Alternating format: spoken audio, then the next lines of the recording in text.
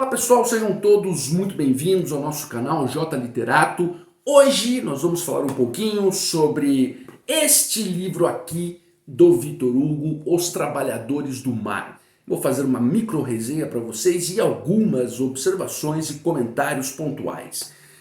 Bom, como vocês viram aí no anúncio do vídeo, este livro é um livro, digamos, dual, não é? Ele reúne dois elementos contrapostos, não é? Que é, bom, ele é chato, mas ele é sublime.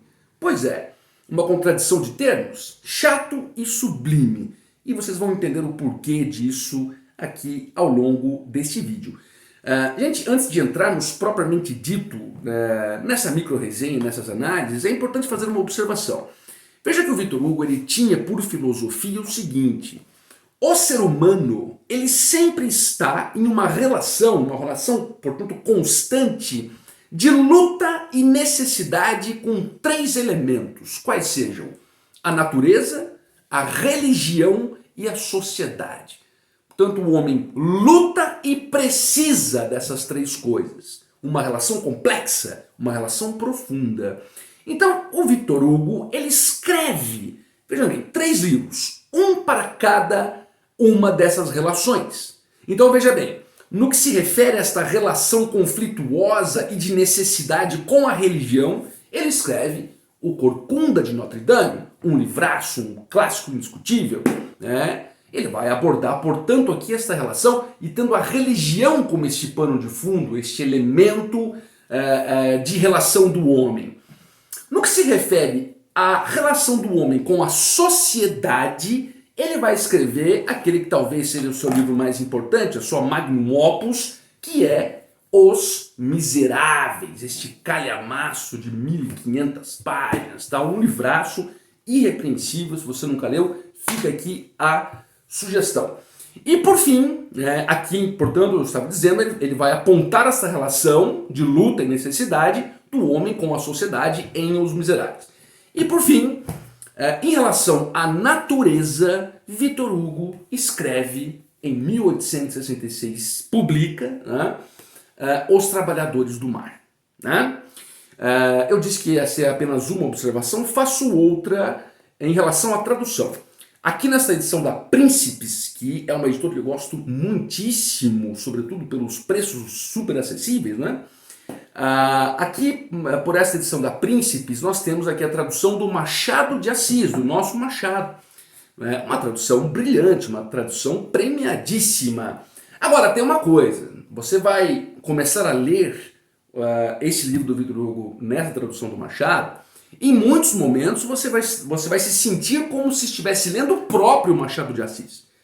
Ele emprega muito aqui o seu estilo, emprega muito aqui a sua estilística como um todo mesmo, Portanto, línguas mais afiadas podem dizer que ele desnaturou o texto do Victor Hugo, aquela coisa toda, mas posso lhes garantir que a questão substantiva do texto não há vitupérios, não há, digamos, deturpações da obra, não. Agora, que quanto à forma, Machado emprega muito da sua estilística, isso sim, tá bom?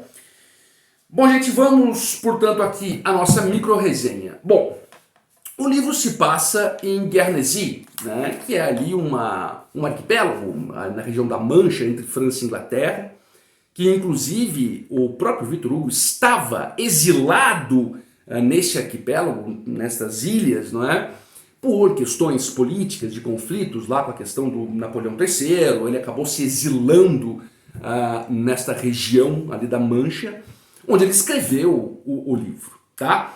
Bem, nós temos que compreender aqui 3 personagens que, do meu ponto de vista, são realmente as 3 principais. A primeira é o Gilliatt.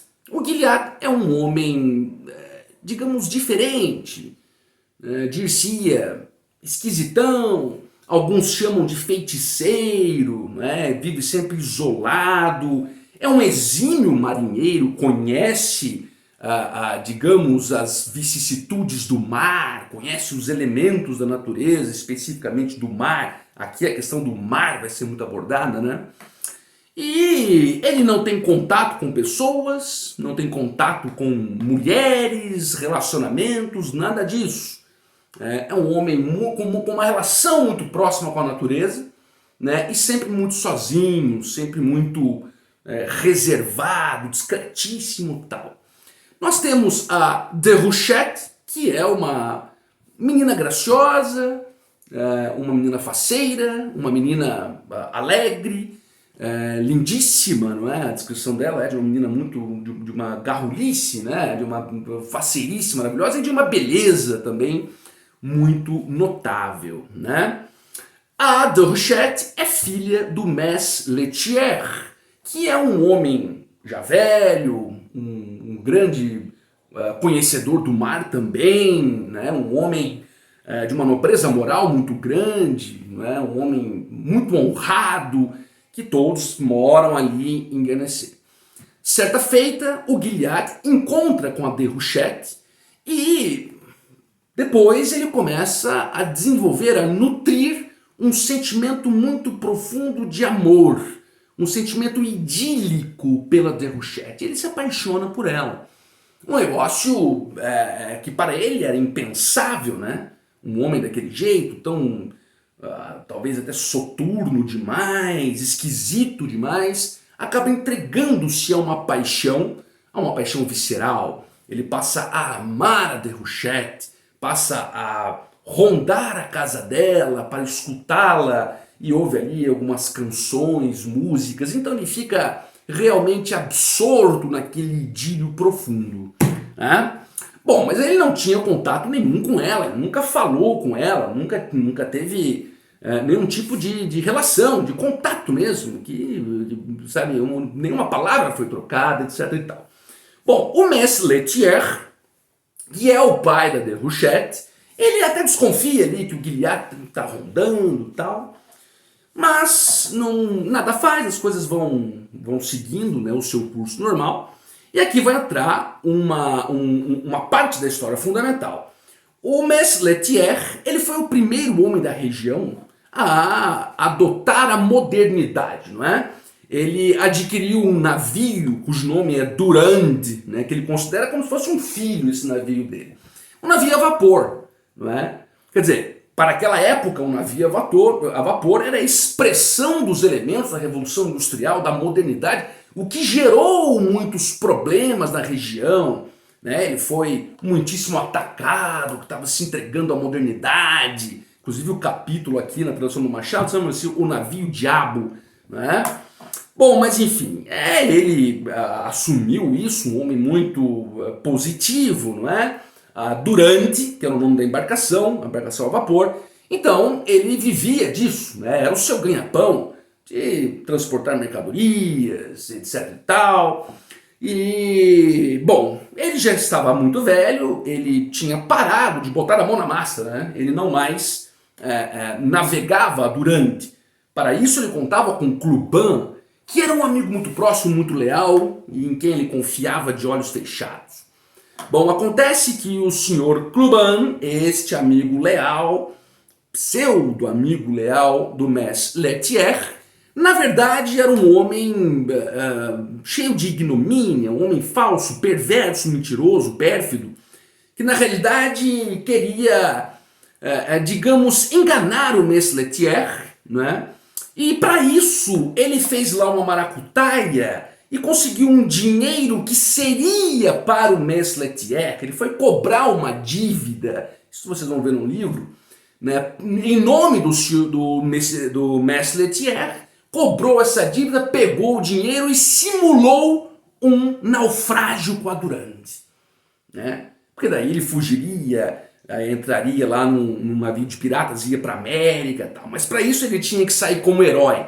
E como que ele sairia como herói? Simularia um naufrágio com a Durande, né? E desapareceria, seria dado como morto e seria dado como um herói morto. Esta foi a ideia do Clubin, este miserável, este indecente, dissoluto do Clubin. Bom, ele executa o seu plano, não é verdade? E acaba naufragando com a Durande. Só que Quando ele vai executar esse plano, ele meio que erra o lugar. Ele queria naufragar a Durande em determinado rochedo ali nas redondezas, só que ele foi parar em um outro rochedo, né, que é o mais temível dos rochedos, né, que é o rochedo de Douvres, né? Então ele realmente afunda, realmente vai a pique, mas vai no lugar errado. E aqui já vou entrar em uma outra questão, que é justamente esse rochedo aqui, né, onde a Durande é naufragada dolosamente pelo Cluan. No livro nós vamos ver as descrições desse lugar. É um lugar temido, um lugar onde todos os navios que por ali passam, quando naufragam, não há sobreviventes. Quer dizer, nem passar por ali passa, porque o local é temível, com vagalhões, ondas, elementos da natureza que são absurdamente perigosos e ser humano algum escapa do poder das Douvres. E foi nesse lugar que a Durande acabou naufragando, né, propositalmente pelo Cluban, né, que nesse momento da história ele vai, digamos, sumir, tá bom?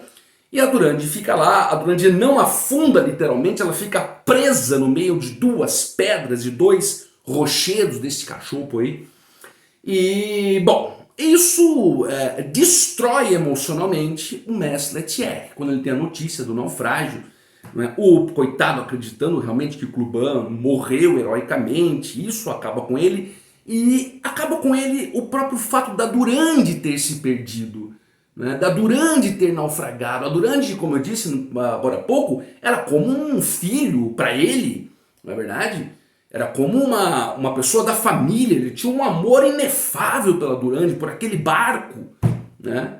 Então o Mestre Lethierry fica arrasado, fica desolado, né? Todos percebem a sua tristeza profunda pela perda enorme. Só que em uma reunião lá com alguns amigos, certo dia, foi colocar a seguinte questão: olha, a Durande naufragou, só que ela é um navio a vapor e portanto tem um motor. Esse motor pode não ter estragado, porque dias antes passou-se por ali um navio e viu a Durande lá presa nas rochas, né, teoricamente inutilizada. Então disseram, olha, ela está presa nas Douvres, só que ali existe, bom, tem um motor e o motor certamente não se perdeu. Se recuperar-se o motor, tá tudo certo. E isto anima o Mestre Lethierry, né? Só que tem um problema. Quem é que vai lá buscar esse motor? Ali é um local que ninguém passa. Ali é um local tenebrosíssimo. Ninguém sai com vida daquele local. Inclusive nesse local tem uma chamada Pedra do Homem, que certa feita houve um naufrágio, um homem ficou nesta pedra sozinho até a morte, enfim. Bom, quem iria buscar a Durande? Quem teria coragem? Ninguém tinha coragem, exceto o nosso bravo Gilliatt, que se ofereceu para salvar a Durande. Mas por que ele se ofereceu para salvar a Durande? Ora, porque o Mestre Lethierry disse o seguinte: aquele que salvar a Durande receberá a minha filha Déruchette como esposa. A senhorita Déruchette, claro que concordou com isso, ela estava vendo seu pai definhando, morrendo por conta do navio, então ela concordou com isso. Mediante esta proposta, Gilliatt aceita o desafio de ir recuperar a Durande, presa naqueles rochedos perigosíssimos e absurdamente hostis ao ser humano. E aqui nós entramos em uma parte fundamental do livro, que é o tempo que o Gilliatt passa ali nesses rochedos tentando resgatar o motor da Durande. E aqui nós vemos com muita clareza esta relação do homem com a natureza, do poder da natureza, né?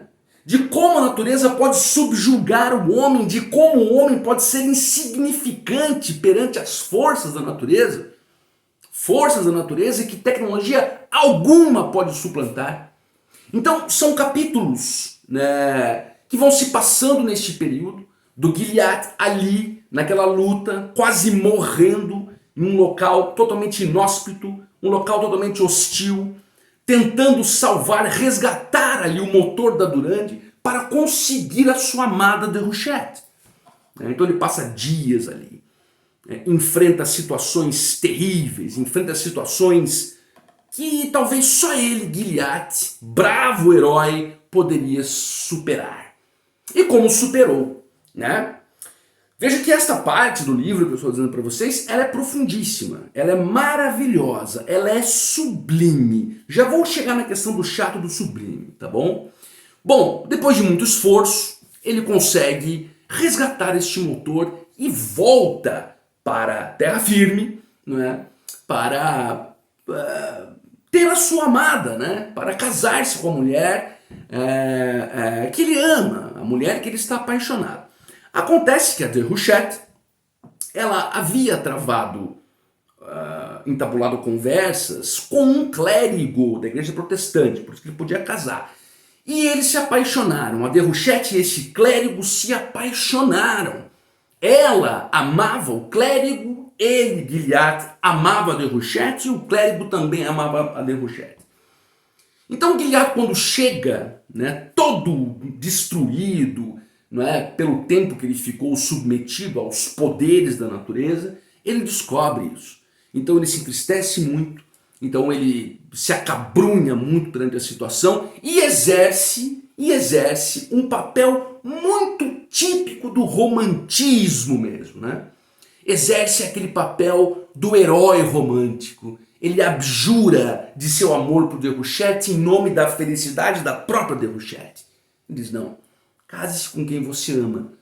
Quer dizer, ele, abrenunciando deste amor, ele estava pensando na felicidade de sua amada. Então, quer dizer, aí há um final heróico, aquela coisa toda. E a Durande foi salva, né? Foi tudo certo. O próprio Gilliatt, além de renunciar, de abrenunciar desse amor, é ele quem trabalha, faz tudo para que dê certo para os dois se casarem, né? Porque a princípio a Déruchette estava prometida a ele, ninguém poderia mudar isso, mas ele próprio mudou. Então, basicamente, esta é a micro resenha, não foi tão micro assim como eu ia dizer, mas, gente, não tem como ser um vídeo curtozinho, né? Nós estamos falando de uma obra importante e etc. Bom, esta é a micro resenha. Agora vamos para a parte do chato e sublime que eu disse. Gente, eu vou começar pela parte do chato. Há momentos no livro, tá? Há descrições no livro que podem ser muito tediosas. Descrições, por exemplo, que vão estar muito adstritas a elementos técnicos do mar, de técnica náutica. Isso acontece muito, sabe, em que livro? Cadê ele? Acho que tá... Eu não vou pegar. Não tô nem achando ele aqui agora. Bom, acontece muito em Moby Dick, né, do Melville. Há partes que são tediosíssimas, porque ele vai dando aulas específicas sobre baleias, etc. E aqui também tem isso. Né? Então tem até um capítulo aqui, deixa eu ver se eu acho, eu até fiz uma anotação ao final da página, que é quando ele vai dar uma aula sobre ventos, explicando a questão dos ventos, etc e tal. Eu não estou achando aqui, gente. Eu marquei algumas partes para falar para vocês, mas essa parte dos ventos eu não estou achando. Bom, eu até anotei embaixo disso, olha, isso aqui é sublime, maravilhoso, mas é chato. É chato porque é basicamente um tratado sobre os ventos, né? Então a leitura fica arrastada, fica abstrusa, confusa. E isso acontece em muitas partes do livro, tá? Por exemplo, nessa parte do livro em que o Gilliatt está lá envolvido naquela coisa de salvar a embarcação, tem muito disso, né? As descrições da natureza, as descrições dos poderes da natureza, e aqui com elementos e fenômenos naturais que acontecem no mar, tudo isso você vai ficando, né, um pouco entediado. Só que o porquê que esse tédio não vem se você continua a leitura? Porque é sublime, porque é maravilhoso, né? É chato, como eu disse, a questão da leitura de ser carregada e muito técnica, mas ao mesmo tempo a substância daquilo vai te apaixonando, né? Você vai percebendo as profundezas do poder da natureza E Machado, com a tradução de Machado, com aquele estilo machadiano, desculpe, vai descrevendo tudo aquilo de uma forma tão fantástica que você vai sendo absorvido pelo texto, ainda que um texto chato em muitos pontos. Vejam bem, eu peguei alguns exemplos. Olha isso aqui, ele falando do mar, né? Aqui ele estava falando justamente, olha só aqui, ó, Rochedo Douvres, não sei se vocês vão conseguir ler aí, do Rochedo Douvres, que é onde a Durande foi, né, naufragada propositalmente, e onde estava o Guilherme para salvá-la.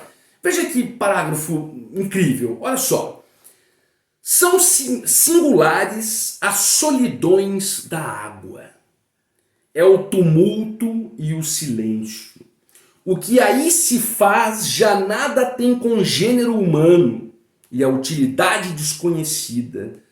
Tal é o isolamento do Rochedo Douvres, em derredor a perder de vista o imenso tormento das vagas. Veja que coisa magnífica, veja que coisa poderosa, não é verdade?